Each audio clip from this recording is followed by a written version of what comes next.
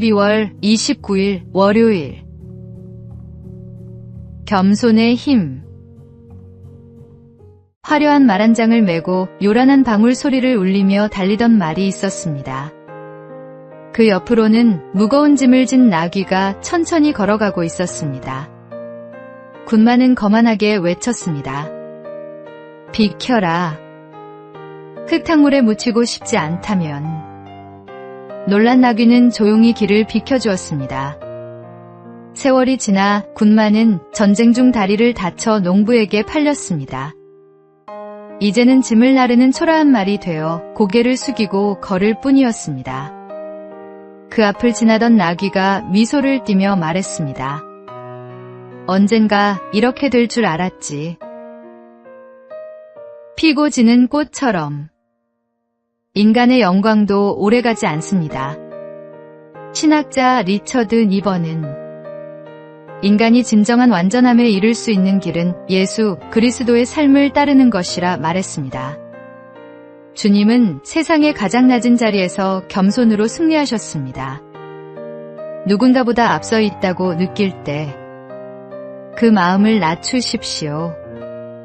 겸손은 당신을 작게 만드는 것이 아니라 오래 남게 하는 힘입니다. 오늘의 말씀. 여호와를 경외하는 것은 지혜의 훈계라. 겸손은 존귀의 길잡이니라. 오늘의 만나. 높아지려는 자는 낮아지고 낮아지는 자는 높아집니다. 주님의 겸손을 배우는 것이 참된 지혜입니다.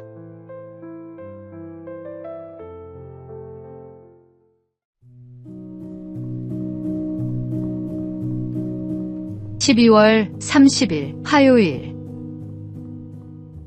모두가 칭찬받는 졸업식. 우리나라에서는 학년이 끝나는 12월에 수업이 모두 마무리되더라도 졸업식은 새해 2월이 되어야 비로소 열립니다. 게다가 졸업은 대개 사진을 찍고 꽃을 받고 짧은 인사를 나누는 한 해의 끝을 기념하는 행사로 마무리되곤 합니다. 그런데 미국의 초등학교 졸업식은 조금 다릅니다. 아이들의 이름이 하나둘 불리며 무대 위로 올라가는데 전교생의 절반 이상이 상을 받습니다.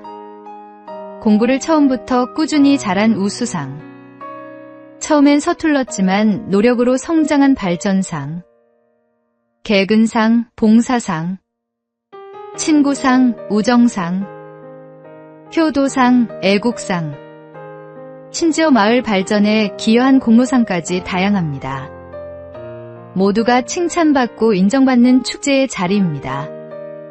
성적을 매기는 방식도 조금 다릅니다. 학생들을 단순히 한 줄로 세우는 대신 각자의 출발점과 성장 과정을 함께 평가합니다. 그래서 어느 그룹에서든 최선을 다한 학생은 A를 받을 수 있습니다. 이런 방식은 아이들에게 성장은 경쟁이 아니라 가능성이라는 사실을 가르쳐 줍니다. 사람은 누구나 인정받을 때 더 멀리 나아갑니다. 칭찬은 그 어떤 훈육보다 강한 힘을 가지고 있습니다. 당신의 자녀나 제자에게도 그런 기회를 주십시오.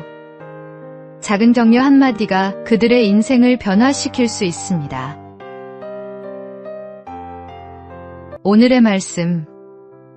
모든 성경은 하나님의 감동으로 된 것으로 교훈과 책망과 바르게 함과 의로 교육하기에 유익하니. 오늘의 만나. 격려는 사람을 세우는 가장 강력한 도구입니다. 오늘 누군가에게 따뜻한 칭찬 한마디를 건네십시오.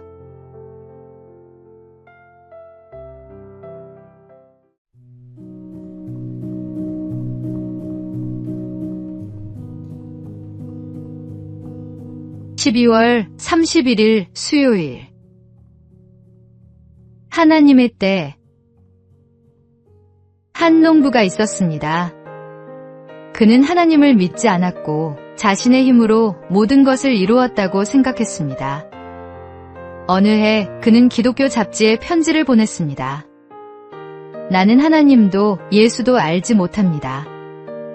그런데 봄에 밭을 갈고 씨를 뿌린 뒤 여름 내내 아무 일도 없이 가을에 누구보다 풍성한 수확을 거두었습니다.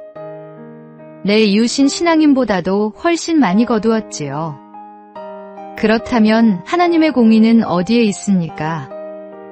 그 편지를 받은 잡지의 편집인은 짧지만 깊은 대답을 보냈습니다.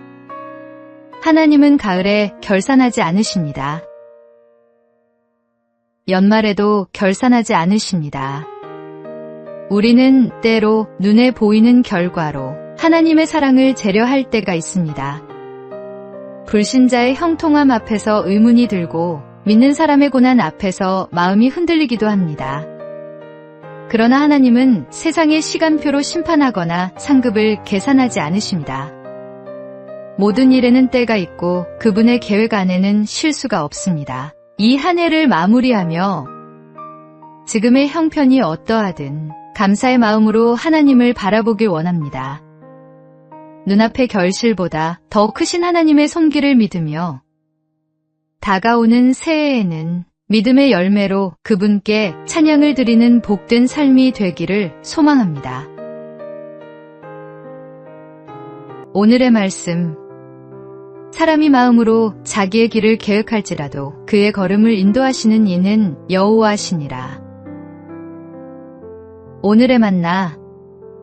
우리의 인생은 한 해로 완성되지 않습니다. 하나님의 시간 안에서 모든 것이 합력하여 선을 이루심을 믿으며 오늘도 신실하게 주님 앞에 나아가십시오.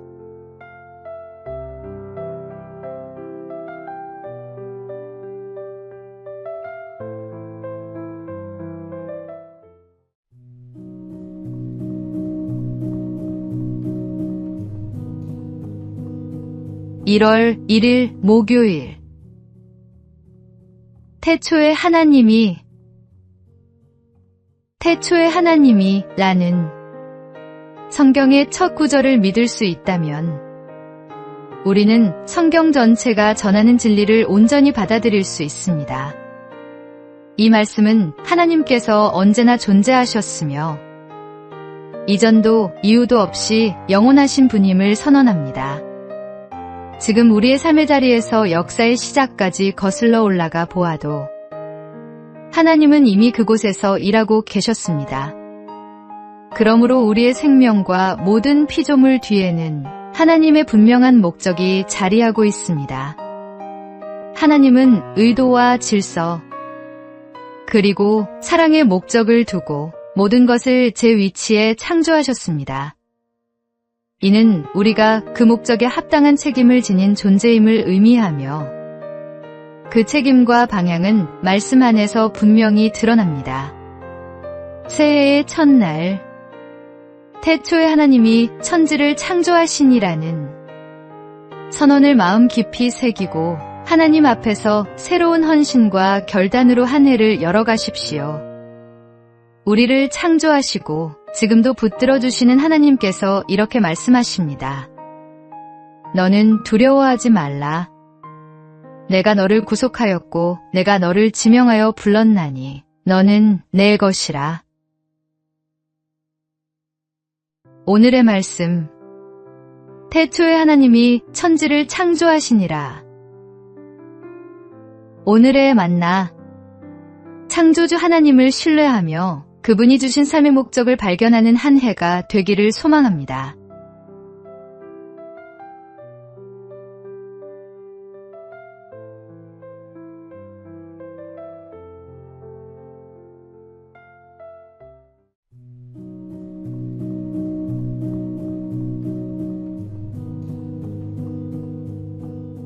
(1월 2일) 금요일.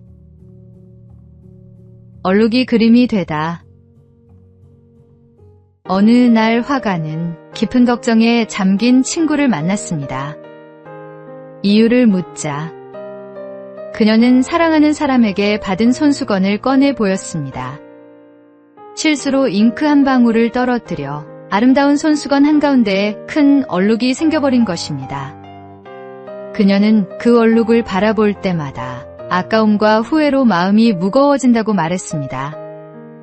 화가는 며칠 동안만 손수건을 빌려달라고 요청했습니다. 며칠 후 도착한 소포를 열어본 친구는 놀라지 않을 수 없었습니다. 그 얼룩이 사라진 것이 아니라 오히려 화가의 손에 의해 멋진 그림의 일부가 되어 있었습니다. 실수의 흔적은 새로운 아름다움의 출발점이 되었던 것입니다. 지난 한 해, 우리의 삶에도 지우고 싶은 실수와 흡입처럼 번진 얼룩이 있었을 것입니다.